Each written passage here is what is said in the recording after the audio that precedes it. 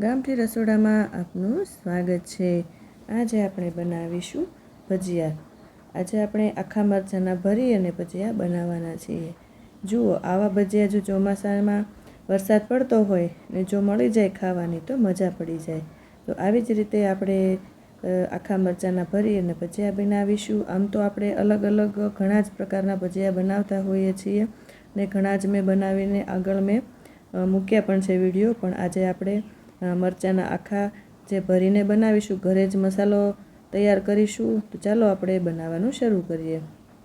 તો સૌપ્રથમ મેં અહીં આ રીતે મેં મોટી સાઇઝના લીલા મોટા મરચાં મેં જે મોળા આવે છે સ્વાદમાં તે મેં 250 ગ્રામ જેટલા ધોઈ અને ચોખ્ખા કરી લીધા છે। ત્યારબાદ 1 નંગ જેટલું મેં અહીં ખટાશ માટે લીંબુ લીધું છે અને થોડું એવું આદુનો ટુકડો નાનો લીધો છે। તેનો સ્વાદ ખૂબ જ સરસ એવો આવે છે એટલે થોડો જ આપણે ઉમેરવાનો છે સાથે। ત્યારબાદ વરિયાળી 2 ચમચી જેટલી મેં લીધી છે। ત્યારબાદ 2 મોટી ચમચી જેટલી ખાંડ લીધી છે।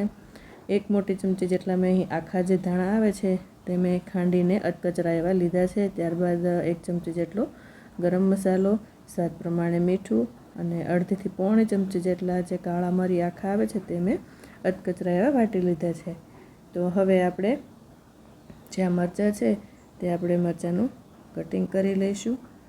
તો અહીં તમે લીલા મરચાંની જગ્યાએ લાલ મરચાંનો ઉપયોગ કરવો હોય તો પણ કરી શકાય, પણ લાલ મરચાંમાં છાલ જાડી આવે છે અને થોડા એવા કડક આવે છે, જેથી તે આપણે ભજીયા જે તેલમાં તળાવવા માટે જ્યારે મૂકીએ છીએ ત્યારે તેને તળાતા ખૂબ જ વાર લાગે છે અને ઘણીવાર તે બરાબર અંદરથી કાચા રહે છે, જેથી આપણે લીલા મરચાંનો જ રેગ્યુલર બધા જ ઉપયોગ કરતા હોય છે।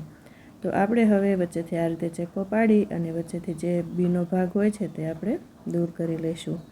તો આવી જ રીતે આપણે બધા જ મરચાંમાંથી બીનો ભાગ કાઢી લેવાનો છે।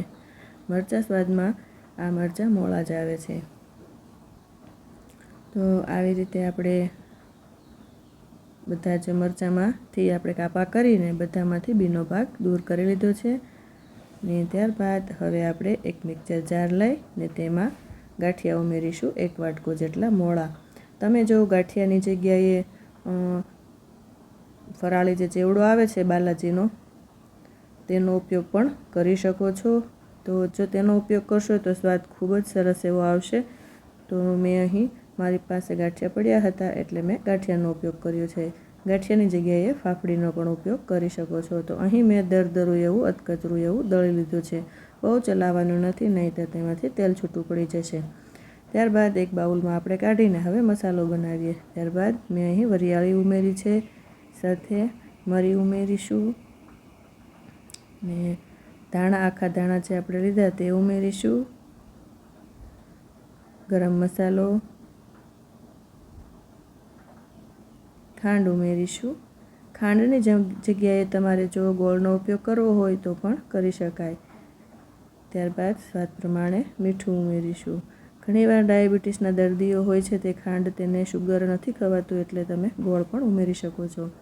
ત્યારબાદ હવે આપણે થોડું એવું આદું ખમણીને ઉમેરીશું આ રીતે, તેનો ટેસ્ટ ખૂબ જ સરસ એવો આવે છે। ત્યારબાદ 1 લીંબુનો રસ ઉમેરીશું। તમારે જો લસણ ખાતા હો તો લસણનો પણ ઉપયોગ કરી શકાય, તો અહીં લસણ વાટીને તમે પણ સાથે ઉમેરી શકો છો। ત્યારબાદ સાથે કોથમીર ઉમેરીશું અને બધું જ આપણે સારી રીતે મિક્સ કરી લઈએ। તો હવે અહીં આપણે તીખાશનો ઉપયોગ નથી કર્યો, તો આપણે 1 થી 2 ચમચી જેટલું આપણે અહીં તીખું મરચું ઉમેરવાનું છે અને ત્યારબાદ મસાલો એકદમ કોરો કોરો છે એટલે તે બરાબર મરચાંમાં ભરતા નહીં ફાવે ને મસાલો નીકળી પણ જશે તળતી વખતે, એટલે આપણે થોડું એવું પાણી ઉમેરીને થોડું આવું બાઇન્ડિંગ આવી જાય તે રીતે આપણે મસાલો ભેગો કરી લેવાનો છે। તો ખૂબ જ સરસ એવો મસાલો દેખાઈ રહ્યો છે। હવે આપણે આ મસાલો છે જે તૈયાર તે આપણે મરચાંમાં આ રીતે ભરી લેવાનો છે। અહીં આપણે મરચું આખું જ ભરવાનું છે મસાલાથી, કેમ કે જગ્યા અંદર રાખવાની નથી, નહીંતર આપણે જે કોટિંગ કરીશું જ્યારે મરચાંને ચણાના લોટમાં ત્યારે તે ચણાનો લોટ જે કોટિંગ હોય છે તે અંદર વિયો જશે અને અંદરથી થોડો કાચો રહેશે, જેથી આપણે આ રીતે આખું મરચું મસાલાથી ભરવાનું છે।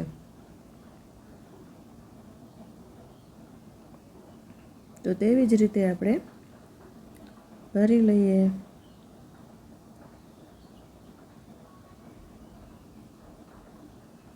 તો આપણે બધા જ મરચાં આ રીતે ભરી લઈશું.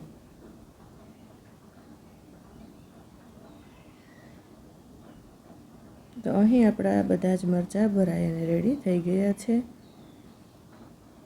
તો હવે મેં અહીં ચણાનો લોટ 200થી 250 ગ્રામ જેટલો મેં ચણાનો લોટ લીધો છે. તે ચાળીને, જેથી ગાંઠા ન રહે તેથી આપણે ચાળી લેવાનો છે. ત્યારબાદ સ્વાદ પ્રમાણે મીઠું ઉમેરીશું ને સાથે આપણે અડધા લીંબુનો રસ અહીં ઉમેરવાનો છે. જેથી લીંબુ ઉમેરવાથી તેનું જે ઉપરનું જે મરચાંનું પડ હોય છે તેમાં એકદમ સોફ્ટ એવું સરસ એવું થશે. નહીંતર તેમાં ખરબચડું એવું થાય છે, જેથી તે એકદમ લીસું અને સરસ એવું પડ તૈયાર થશે. તો અહીં આપણે આ રીતે જે બેટર તૈયાર કરવાનું છે. એકદમ પતલું પણ નથી રાખવાનું ને બહુ જાડું પણ નથી રાખવાનું. આ રીતે આપણે ચેક કરીએ તે રીતે તૈયાર કરી લીધું છે.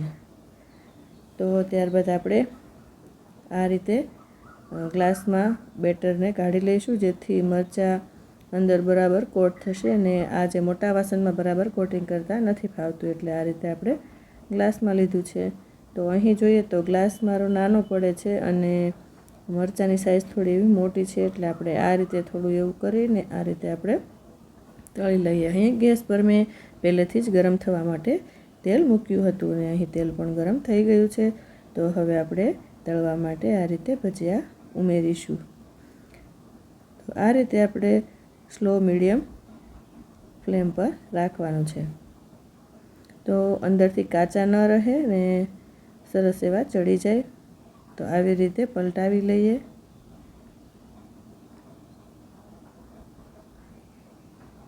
જો વધારે ફાસ્ટ ગેસ હશે તો અંદરથી કાચા રહેશે અને ઉપર એકદમ લાલ રંગ થઈ જશે, દાજી જશે. તો અહીં સરસ એવો કલર બદલાઈ ગયો છે અને અહીં જોઈએ તો આપણા અહીં ભજીયા તળાઈ અને રેડી થઈ ગયા છે.